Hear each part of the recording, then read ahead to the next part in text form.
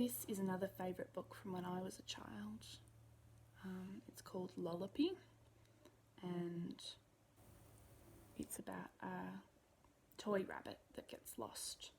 And I had a toy rabbit when I was a kid called Bingo, and I just loved that rabbit. And one day I lost Bingo, and we just couldn't find Bingo anywhere. And we always used to go to the Wesley Hill Market every week when I was a little kid. And we went back the next Saturday and we'd left Bingo at the fruit and veg shop, and the man had kept Bingo and gave Bingo back to me. And it was really exciting. And then maybe about 2 years ago, I gave Bingo to my eldest daughter, Aurora. And Aurora has now taken Bingo on as her favourite toy. So Bingo is having a second life. Yeah. But this story was very special because I had that real connection with a toy bunny. Yeah, so this is Lollopy. Lollopy.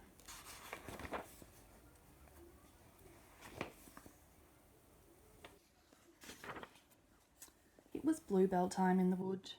Sophie wasn't allowed to walk there alone, so she took her toy rabbit with her. Sophie's toy rabbit had long lollopy ears and long lollopy arms and long lollopy legs. Sophie called him Lollopy. "Can you see the bluebell?" she said, lifting his big heavy head so that he could see. She was sure that Lollopy nodded. Sophie wandered further and further into the wood, where the bluebells grew thicker and thicker. She stopped to pick a bunch of bluebells. As she picked more and more, Lollopy slipped from her hands. When Sophie got home, her mother put the bluebells in some water. "They're lovely," she said, "but you know you mustn't wander off into the wood by yourself." "I didn't," said Sophie. "I took Lollopy and, oh, I've lost him." Sophie was nearly in tears. "Don't worry," said her mother. "We'll look for him tomorrow." The moon came up in the sky. Lollopy's head hung down. When the rabbits tried to come out of their burrow, they found something in the way. "It's the bogey rabbit," said Twitch. "He's come to take us away," said Tinker. "He's going to eat us all up," said Snuff.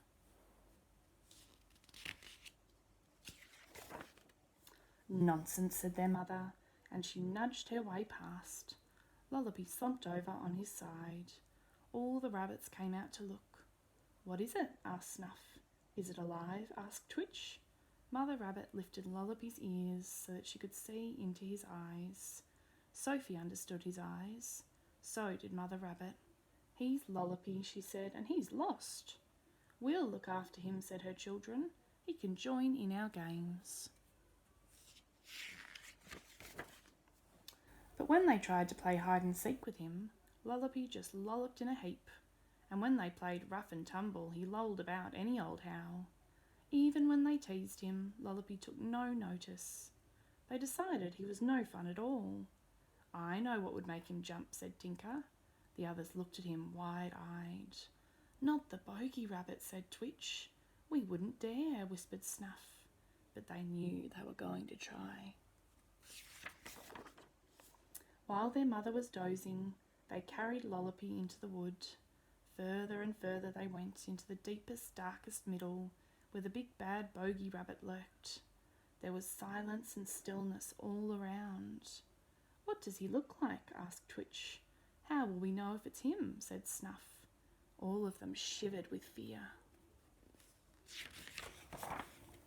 "Look, the bogey rabbit's ears," whispered Snuff. "Look, the bogey rabbit's eyes," murmured Twitch. "Help! The bogey rabbit's teeth," yelped Tinker, and the rabbits ran all the way home. "Where have you been?" said their mother. "You know you mustn't wander off by yourselves." "The bogey rabbit got Lollopy," they said. "We didn't mean it. We were only playing. We just wanted to make him jump." They found Lollopy the next morning. He did look a sorry sight. "It wasn't a bogey rabbit that got him," said their mother, "but it might have been a fox, and it might have got one of you instead. "You're not so easy to mend." She sewed Lollopy's ear back on and patched up his leg. Her children made him a dandelion medal on a bluebell chain, because they were sorry, and because he had been so brave. Then they left him sitting by a tree. It was Sophie's mother who saw him first, but it was Sophie who picked him up. "Look at his ear and his leg," she said. "He's had an accident," said her mother. "But who could have patched him up?" "And who made him a bluebell chain?" said Sophie, giving him a great big hug. And Sophie told Lollopy never to go into the wood again, not even if she went with him.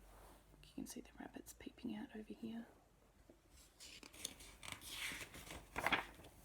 And he never did.